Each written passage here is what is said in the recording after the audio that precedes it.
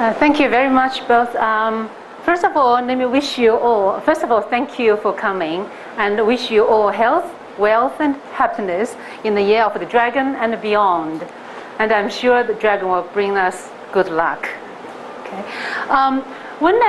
Each time I walk into this garden, or whenever I travel to Suzhou and Hangzhou, who those who have been to China, I cannot help thinking about Chinese poetry and painting and people who produce them.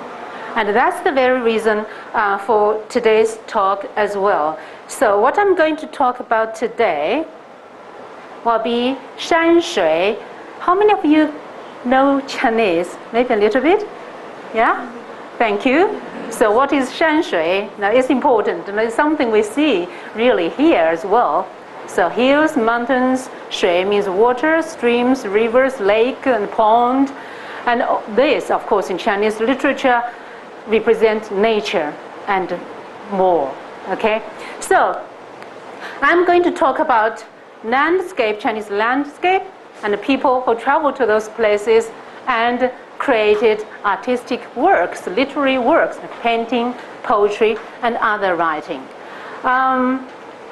To start with, I might just say very few words about, at the outset, the major differences I can see between Western and Chinese travel writing, about nature, about travel. For Western, typical writing for a traveler, then every traveler has a tale to tell stories. From ancient times, ancient Homer, Oedipus, Odysseus, home return, returning home, and always has this ancient Homer epic, always have this overarching structure with some dramatic events, well-developed plots, and vividly portrayed characters. This romance, the war, of course, and all that. But in Chinese travel writing, you'll find a whole different set of modes. Now I'm going to talk about what is typical characteristics of Chinese travel writing or landscape writing. Now, if Western, I'm simplifying a bit, travel writing, landscape writing, travel writing, many focus on these events, activities, stories. Chinese is focused on emotions. So every traveler experiences different emotions. In other words, nature, be it mountains, rivers, or just one piece of rock, one branch of plum blossom, or whatever, just a tiny piece of nature, evoke in the beholder sort of different emotions, and the author and the writer or the person would try to respond to nature and therefore create works, whether it's a piece of painting or poem.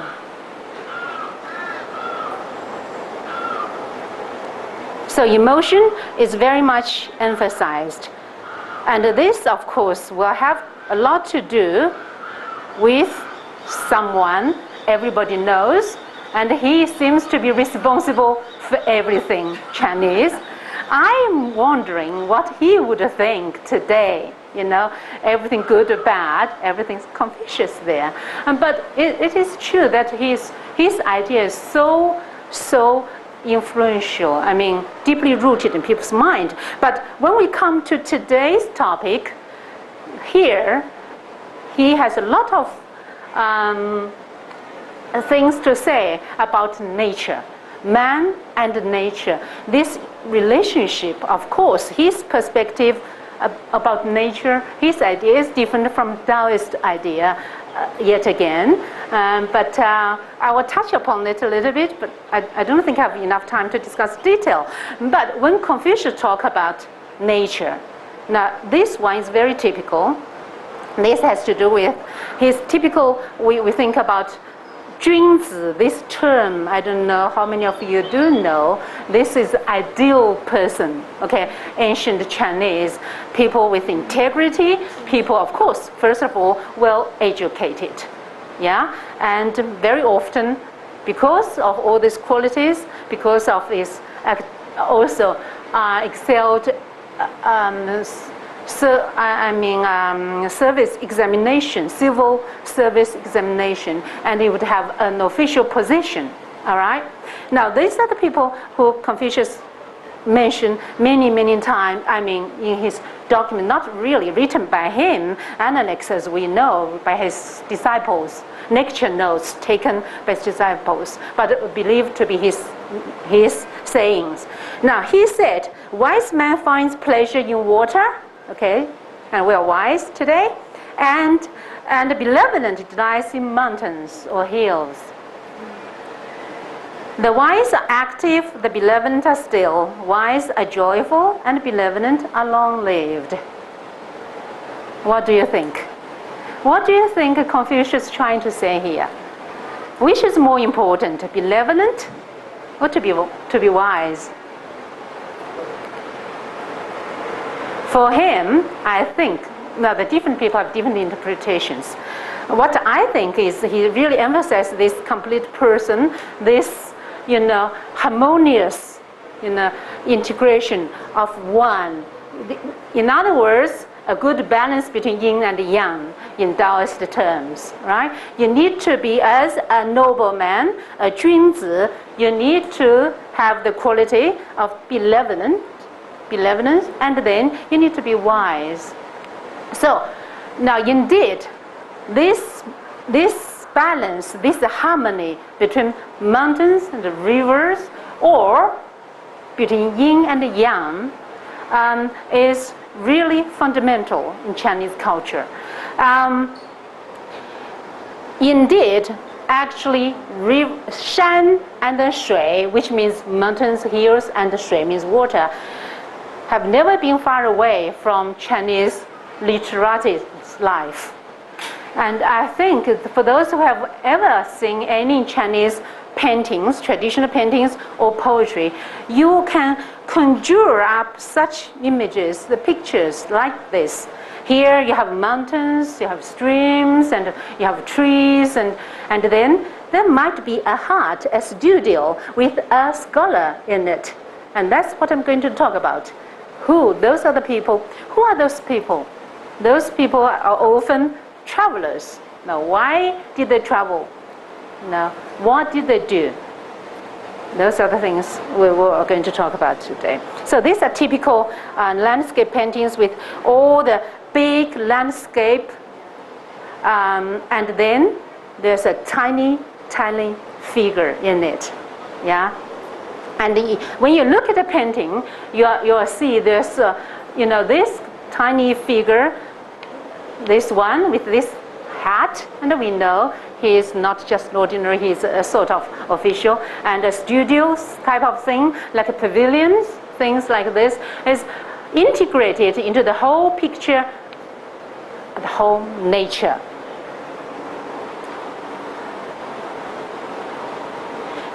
So, you have mountains, water, and then you have this solitary traveler, very often official, government officials, so what we call scholar officials or literati as a general term. It has started a long time ago, around almost Confucius time, close to that time. Is everybody? I think many of you might know, familiar with this name, Qu Yuan. We have a festival, right, celebrating, his life and his ideals. Literati, as a whole class, a social status, didn't really fully establish until later, later Tang Song dynasty really. But long before that, before Qu Yuan's time, I think he was a sort of symbol, Qu Yuan, of earlier literati, where you see who are those people. First of all, as I said, the government officials. They always serve in the court. And secondly, they are artists, writers, poets in their own right as well. So you have this combination, a perfect combination of, that is what we call literati. Literatus or literati is the whole class, or government or official, scholar officials. What's special about them, apart from these characteristics, we notice throughout history, those people didn't live an easy life at all. They enjoyed periods of life, happy life, perhaps a sense of success, fulfillment, but very often they were very frustrated. Their life was full of ups and downs. I'll come down to that later in the talk. And they always have to think about this big question: to be or not to be, really, to be an official or not, to stay in the court or to leave. This is the dilemma, and they were torn by this, and they were frustrated, and this dilemma caused them tremendous pain, and as a result, they want to reveal in their writing. They want to express their frustration, disillusionment, and so that's something that's as a sort of background. You know, those are the people I'm talking about. And that's the by far the most important landscape and travel writing. Now I started with Qu Yuan a long time ago, and then we come all the way until Song Tang, Han, Tang, Song dynasty and Yuan. So you always have these people, and you will see again officials, and then persecuted, sent into exile, all of them. Okay, most of them. And another we'll have. So we'll come back to this. This is based on a poem written by Liu Zongyuan. We'll come back to that point. And then later on, Yuan dynasty will see the same thing. So you'll see the whole thing running through since very ancient time until, more recently, Yuan dynasty. So for thousands of years. Now, if you look at this, I think this really is a typical image of what I call those travelers. Who are them? A heartbroken person, a heartbroken traveler, roving at the edge of the world, pondering those questions as mentioned earlier. Yeah.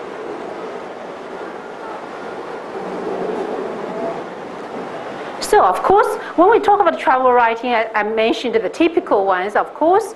As I mentioned at the very beginning, the Western travel writing Chinese, we share some similarity, but there are differences, as I mentioned. And there are, when we really have a look at the whole history of travel writing, there are the early, two types of travel writing was similar to Western. That is, basically, of course, there was a geographical nature, describing nature, right? And the second type will be religious, the travel. And we all know, I think most people would know more about this religious writing. And most of them have to do with this Silk Road. Yeah, why? Why religious writing and this landscape sort of, description will have to do with Silk Road?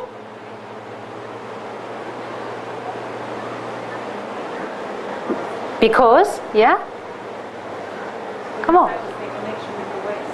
Exactly. That is how China was linked with Central Asia and then out to the Europe, right, the West. So it's really a bridge between East and the West in the early days. Now, early Han and Tang reached its peak, but for many. This is a more picture from Beijing, Xi'an, Dunhuang. Okay, so the Silk Road from there, Xi'an and Dunhuang is where a center on the Silk Road, and then you go westward. Now, what happened with some of the writing will be people who wrote. I think it was covered by. somehow this was covered. But anyway, we all know the story about pilgrimage to the West. Do you know this? Later was, of course, it was based on a travel account of the monk. I think you know the story. I didn't have time to get into detail, but it inspired a later writer to write a novel, and then based on the novel, the TV series, and you must have watched the monkey and the piggy, the monkey, and all these interesting characteristics. But that was of religious nature. It was based on a travel writing earlier, right, of a monk. So those are the basic travel writings that is typical for both Western and Chinese writing. When you travel, you got to write this and record not only geographical, typographical features, but also different customs, different religions, and that's why. But what I'm trying to focus on today, which is, I think, stands generally true about Chinese landscape writing or travel writing, is more focused on emotions, more reflective, thinking about nature, how nature evoke in people their, as nature serve as sort of inspiration. So you are here, there's not really so much about events, stories, as different emotions in the poetry, in painting, as expressed by those. Another characteristic, though, of course, is also something like this. Travel writing or landscape painting very often got engraved, inscribed in a rock in the nature. What do you think about it? In the world of modernity, I think people will challenge that idea. Yeah? Is that vandalism? People would think, why you damage the nature? But why do you think? It was very popular. And why? Why do you think people did that? It will never fade. Pardon? It will never fade. Exactly. Now this is one of the main reasons, to perpetuate a momentary memory, experience, or emotion in this literary immortality. Yeah? That's the main thing. It will stay forever. And that's one of the reasons. Another, why is they're doing things like this? Yeah. Another reason. Now, Chinese people think, if I put this on this, inscribed in this piece of rock, this will integrate into the whole landscape. So it become part of nature as well. So it will stay with nature. And nature stays, it comes back linked with the idea of immortality. Yeah? So it was very popular and very, you will see that this is, of course, Ouyang Xiu, another writer, and he wrote, Pavilion was this is so fitting. We chose this setting, this venue to talk about this, because a lot of writing, as I will talk about today, mention a few, will be description about a pavilion, what people see and notice and writers see from the pavilion, normally facing water or surrounded by mountains, hills, right? So, and Ouyang Xiu wrote a piece on this, and then you will see very often what happens in Chinese, all integrated art, sister arts, all integrated into one. So Ouyang Xiu, first of all, wrote this travel writing, a description of landscape where he saw from this pavilion. And then later, Su Shi, I think you might know Su Shi, yeah? If you study Chinese literature, classical literature, he's the one you have to know. He's one of the greatest Chinese poet. And he does not only write poetry, but other types of writing, yeah? And he's a great statesman and all that. A typical, what we call scholar officials, okay?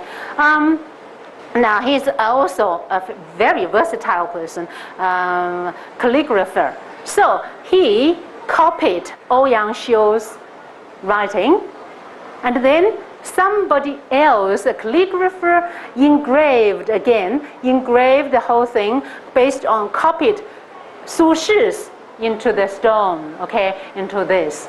So that the whole idea of, immortality. And this is pretty much a sort of activity Chinese literati enjoyed. They do this as a part of self-cultivation. What does self-cultivation mean? You cultivate yourself, you nurture your taste in art, literature, as well as Confucian beliefs, ideals, of course. So they often meet together whenever possible. A group of them meet together. They would meet together and create literary works. This might very well be a place. This is what they would be doing together, talking, and each of us later on have to compose a poem, okay, or sing a song. Well, that's what they did. And all these places almost become a site of literary pilgrimage. Pilgrimage where people would, later generations would often go and visit and compose, literary works or paint a painting like this. A famous one, a Red Cliff, you might know, by Su Shi. And later on, a lot of things were written about it. And a lot of people would go there to visit. For this one, again, pavilion, again, yeah? Now this is how literati, I'm talking about those literati, one side of it. I said they were always frustrated or painful, but whenever they had time, leisure, because they enjoy art so much, because this is part of their life, this is self-cultivation. So now, a story behind this is just like this place, okay, thousands of years ago. A group of, I think, 24 or 42, I cannot remember exactly, 42 artists, poets together, big ones, big shots, and some other local ones, were sitting along on the bank of a little creek stream, and they put a little pots with wine in it. By the way, wine was very popular. Everybody drank wine. And, well, they're not alcoholic, but they believe wine gave them inspiration, okay? And that's a sort of things they do. So they sit on the bank and they play the game. They say, let all the pots with wine in it, glass with wine in it, flow gradually along the water. When the cup stops in front of you, the closest person have to drink the water and compose a poem. By the end of that event, I think 23 artists had to drink and composed more than one poem. So there was, as a result, there was 30-something poem written. And now he was given the job to write a preface for the collection.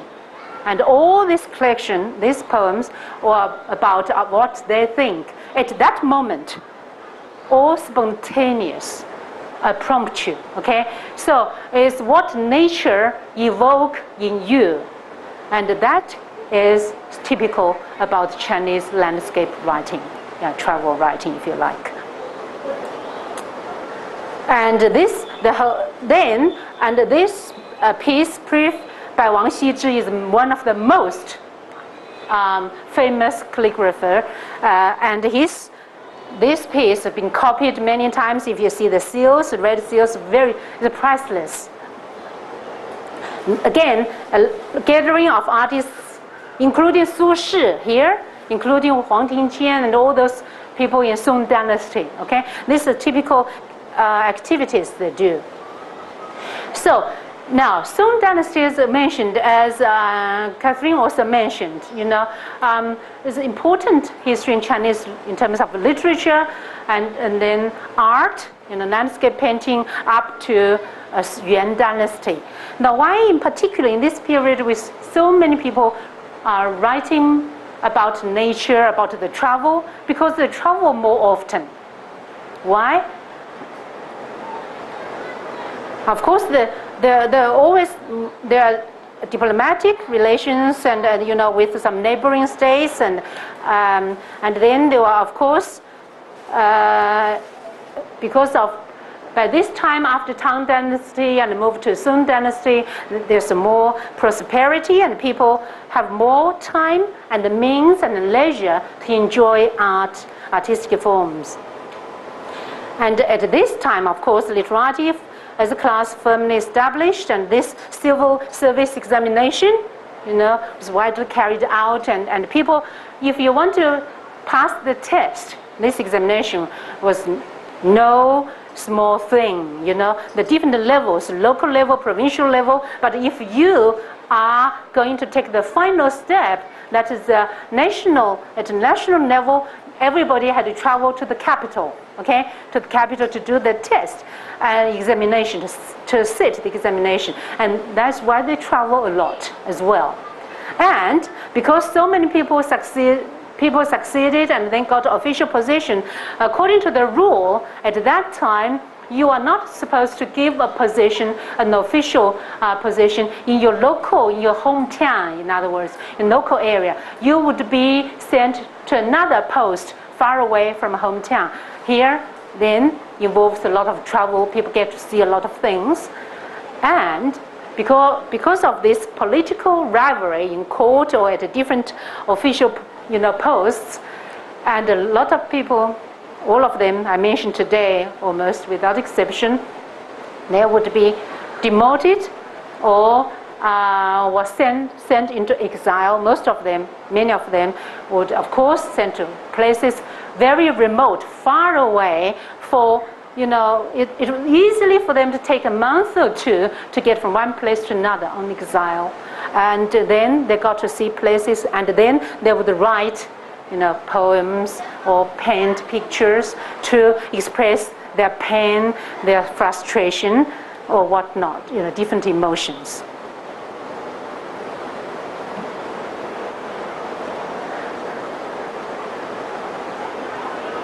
So then, brought up by Confucian, those people, by the way, during Song Dynasty, what do you think was the main subject to be examined?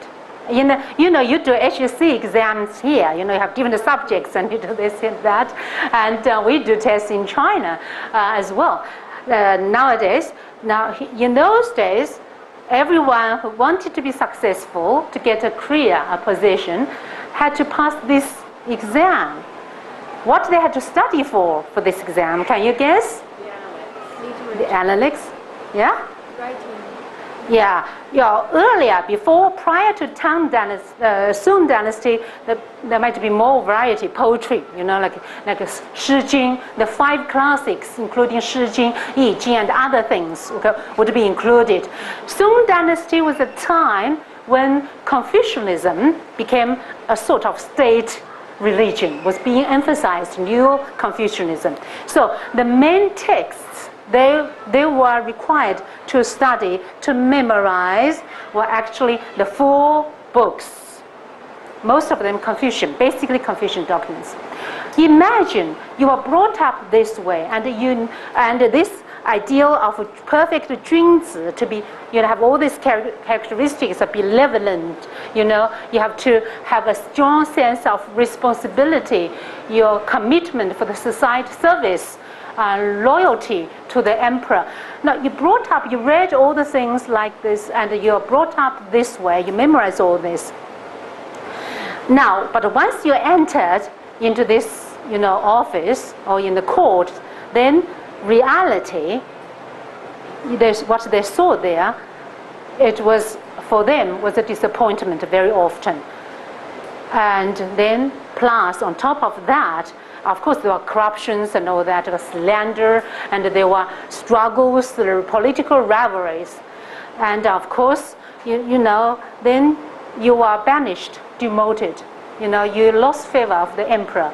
Now, imagine those people at this point, what would they do?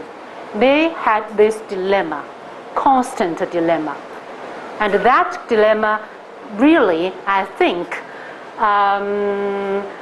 led to a lot of literary creation and artistic.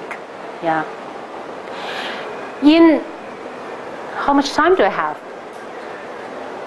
5 minutes? I have to wind up. All right. Now, when you have this dilemma, then people approach to this dilemma or solution would be, some people would uphold Confucian belief, So always, even if they were on exile, even if they were sent to a remote area, they will still have this strong sense of humanity, of commitment to society. So they would still produce great works, because for them this is very important. This is part of filial piety to your parents, but it applies to the state government, would be loyalty to the emperor. So they would always write works about that, showing high aspirations, willingness to serve.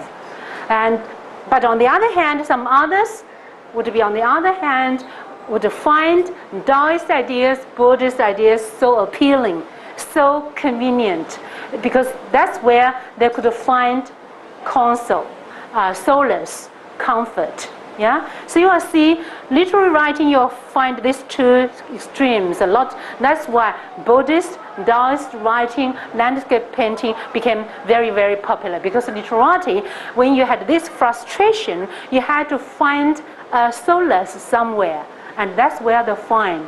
Okay, that's what sort of thing they would give them comfort.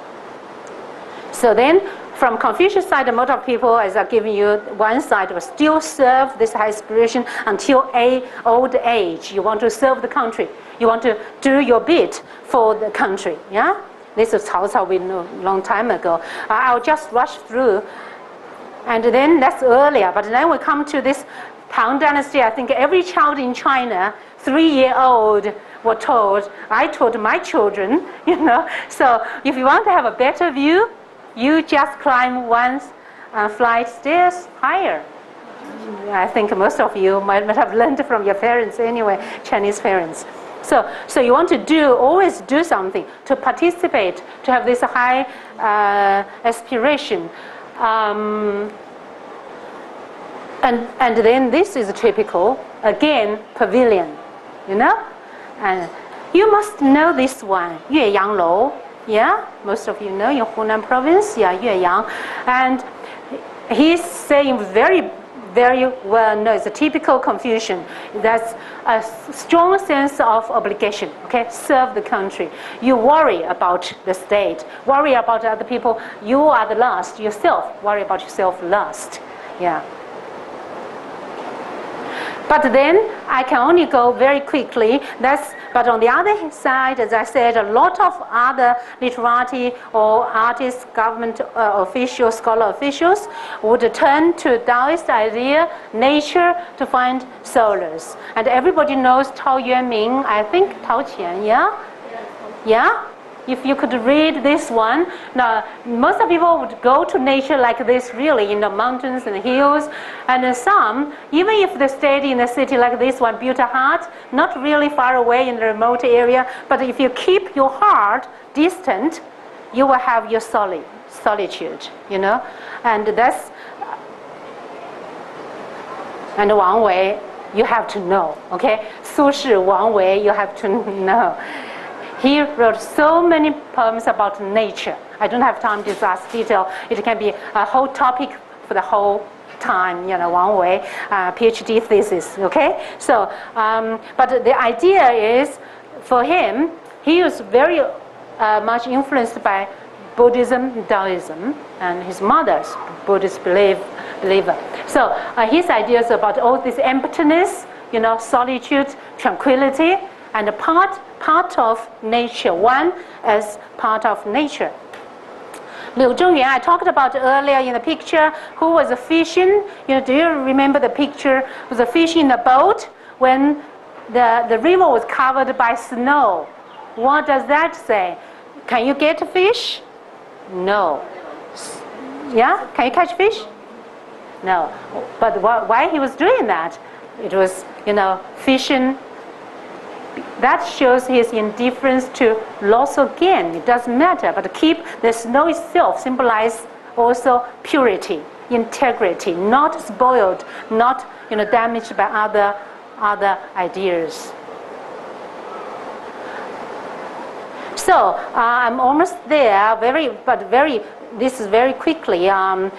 Literary tradition, basically the world view between man and nature relationship, and then idea of self-cultivation, because according to Confucius, only when everyone cultivates himself, then the family, the whole family, each member is good. Basically, the family will be a good one, and if every family is stable, the whole state would be stable, because the whole state is made of different families, and the state is just a bigger family. So that's why it's important to cultivate individual. But how to cultivate, the important idea is to, one, must examine things, to be part of that thing, to integrate yourself into the nature and find a meaning in nature, and to be responsive, to be responsive to nature. That's why you allow nature to work on you. In other words, to evoke in you all sorts of emotions. Now, I have talked about the basic writing, landscape painting by those Chinese literati, and this dilemma. And one of the very famous, this name, I don't have time to get into detail again, Wang Sun. If you read Chinese literature, it appeared many, many times. The first one appeared, one of the earliest was Chu Ci, okay, Chu Ci. And it's mentioned in that context, it says, Wang Sun 归来, 山中不可以久留. So Wang Sun is, symbolizes one of the official scholar officials who went to the mountain, disappointed with the court life, and went into nature, in the mountain. And now somebody calling him back. You see, now in Tang Dynasty, then this allusion was used by Wang Wei. We talked about, he changed, twisted the meaning. He said, okay, 随意春芳歇, Wang Sun 自可留. So he compares himself to Wang Sun as a scholar official, now retreat from court to nature. But he said, well, nature is a far better place than court. So you better stay here. For us, this is a better place. It's a good place for us to stay. So you see this dilemma between the two. And now, I only talked about this Confucian type scholar and the other extremes, Taoists and Buddhists. There's some other categories, of course. I just briefly mentioned there's another group of artists who had very strong sense of self-pride. They will keep themselves, up there. So like this Du Fu's poem says, standing on the top, all other hills look small. He is on the top. Okay, this sense of pride, and want to keep this integrity. Yeah. And some other people, we come back to Su Shi, then is more could sort of transcend this dilemma to look life in a more philosophical way. If you look at his poem, so he said, life is bound to have, frustrations and ups and downs. Just like the moon has its good times and the waning and the full moon and the crescent. But if everybody, there's still hope. So he finds the comfort in nature. The moon symbolizes, of course, the nature, and then no matter how far away we are, what has ups and downs in life, everybody can find solace in the moon. So with that note, I end my talk. Thank you very much.